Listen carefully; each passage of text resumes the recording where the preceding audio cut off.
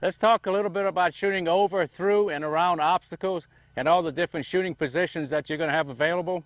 What you want to be aware of when you interact with an obstacle like this, it offers a lot of different shooting positions, so you want to, when you do your walkthrough, you want to pick the one that's going to work best for that target arrangement. I'm 6 foot tall, so when I see a wall this short, it makes me want to hunker over like this.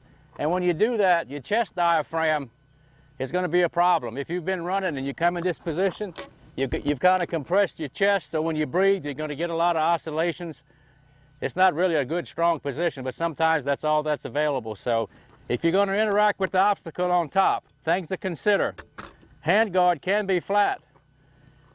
What happens here, though, when you do all your corrections on the targets, you have to come completely off the buttstock, so it's really not a fast way to transition from target to target. A better way may be to put your hand just on the top, and you can raise and lower. You've got really 2 points to interact with to find and center yourself on a target. Another option is to run your magazine well all the way into the prop. If you find you have really good support, and this is a real strong wall, and the shot might be difficult, you can go ahead and run your firearm all the way in there. You're interacting with that prop really hard, and you can make your shots.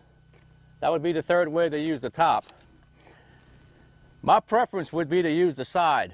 And the reason for that is it offers a lot more support to the shooter. I can grab the handguard like I did with the barricade.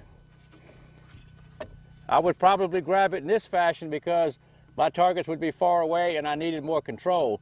But the big advantage here is 3 points of contact. I've got the handguard to the prop. I've got my rifle on the shoulder. Got the knee support here. Goes all the way down into the ground. It's a very strong position. And you can also tailor your point of impact with your strong side foot here. You can raise it and lower it, so you can actually get some elevation changes just by shifting your weight on your right leg here. So it's very fast, very stable.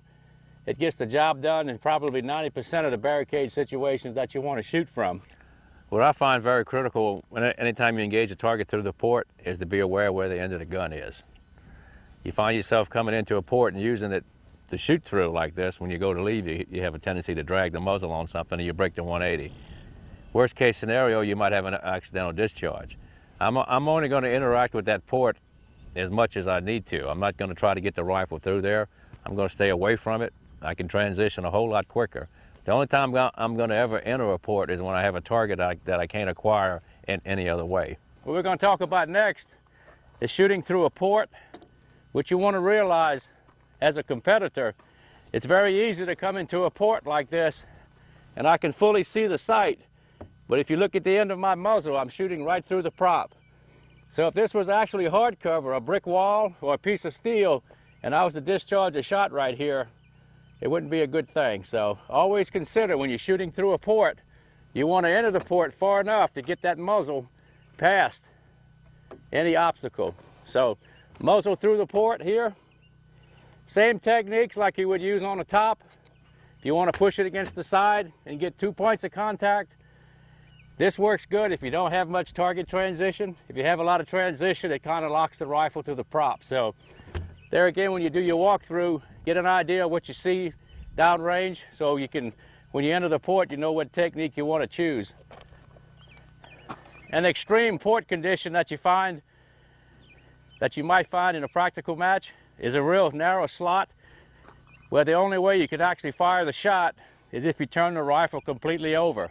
So let's just take the rifle out of the port here and lay it on top so I can give you an explanation of really what's going on here.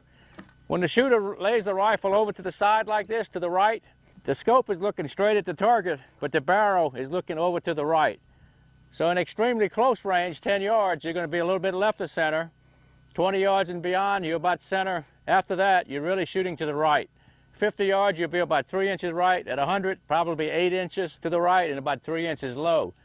What you want to be aware of, the height of your scope over the barrel here will determine that target intersection. So get out to the range, try your rifle, make some notes. Don't learn this at the match.